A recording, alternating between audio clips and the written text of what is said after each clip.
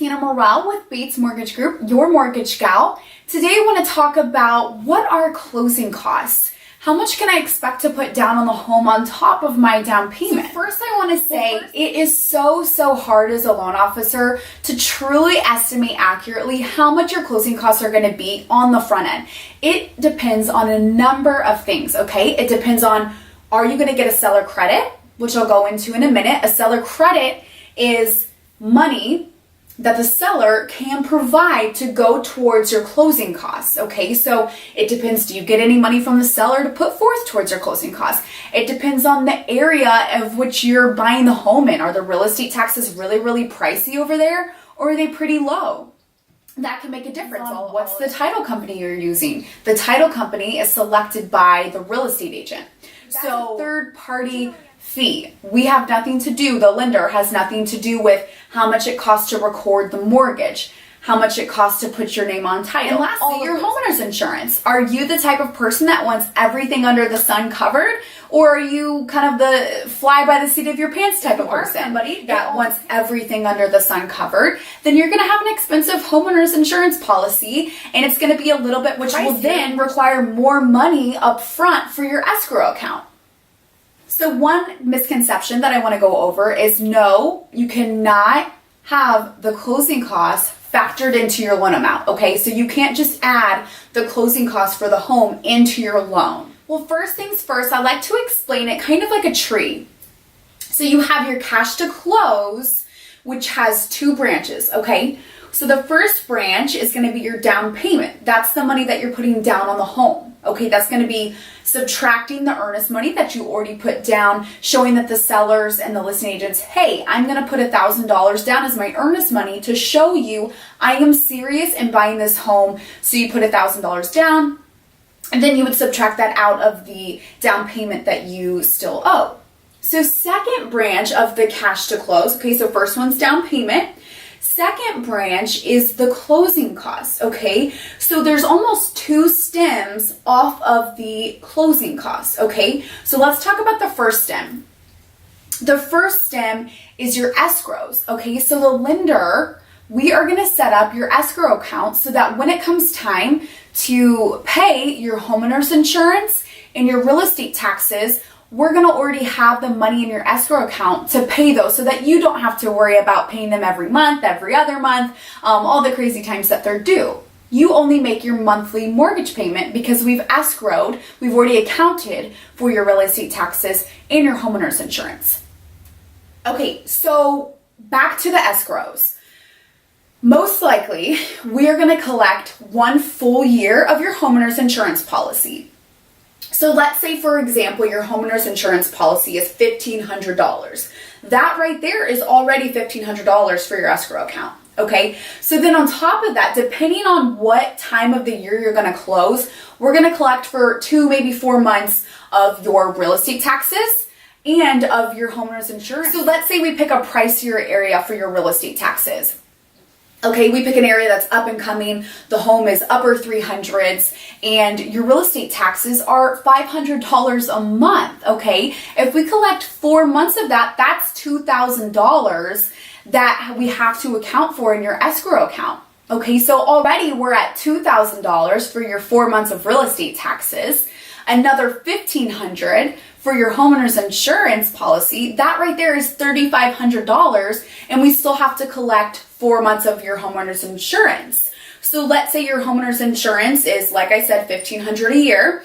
Divide that by 12 months, it's $125 per month. We collect 4 months, that's $500. So now we're at $500 for homeowner's insurance for 4 months.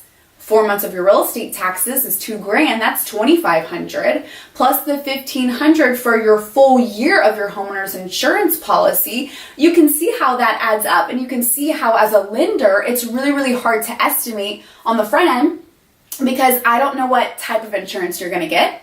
I don't know what kind of claims you've had in the past, which will affect your insurance policy. I have no idea where you're going to be finally selecting the house. Yes, I have a good idea, and I usually account for higher real estate taxes just to kind of be on the safe end. But at the end of the day, I don't know where the home that you're going to purchase is going to be. So remember, cash to close, down payment's one branch or the other branch is your closing costs. there's two branches on the closing costs. There's your escrows that I just went over, and now we have closing costs.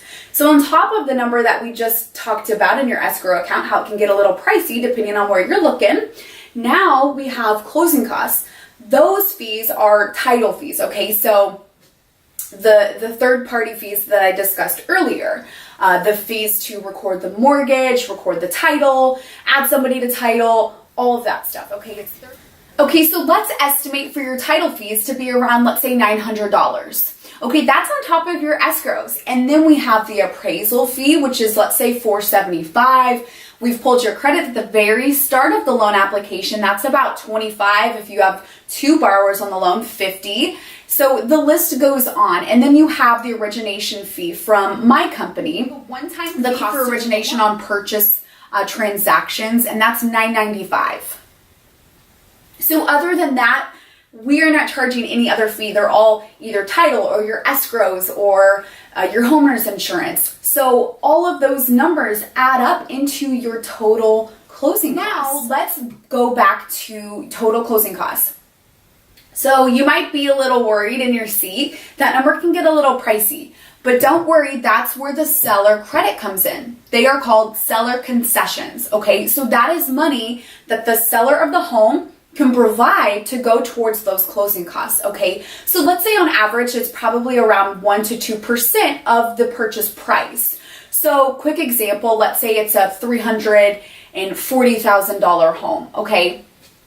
Your 1% of seller concessions would be $3,400. So that's a chunk right there that can go right to your closing costs that you don't have to worry about.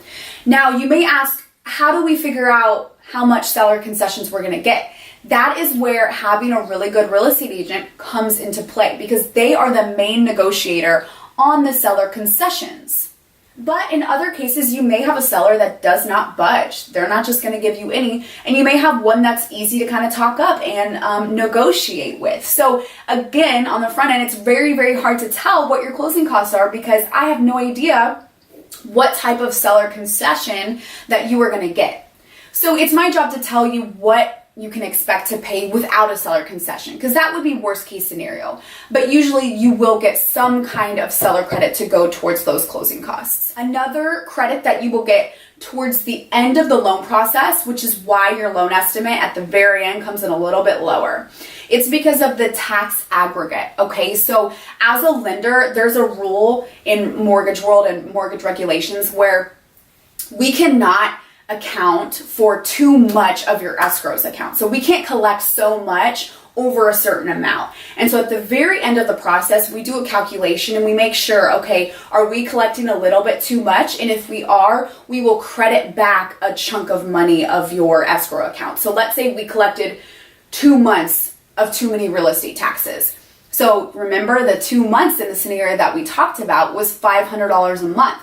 So if we collected 2 months extra, that's $1,000 tax aggregate that you're gonna get that will go towards those closing costs. So you can see at the very beginning of the video, you heard the closing costs were gonna be a little high due to your escrows. So let's say your total escrow account is, we'll make easy math, $4,000, and then you have other closing costs associated with it, and let's say that's $2,000, that's $6,000 right there. Let's say you got $2,000 to go towards your closing costs from the seller. Okay, so now we've gone from $6,000 to $4,000, and then we on the front end collected too many real estate taxes, so now we have to give back $1,000. Now we're down to only $3,000 in closing costs. So it's so hard to understand how much closing costs are going to be. So I hope I've gone over kind of all of the different scenarios and hopefully helped you understand exactly what you can expect for closing costs. The best thing that you can do is ask your loan officer for a loan estimate. They're going to give you all the fees associated with getting the loan at a worst case scenario. Okay, so they're going to list out everything, and I will probably give you one without having a seller concession on there, just to give you a worst case scenario view of what might you have to put down if in case you didn't get any money for those seller concessions. As always, Hannah Morrell with Mortgage Group, your mortgage gal. Have an awesome day, guys.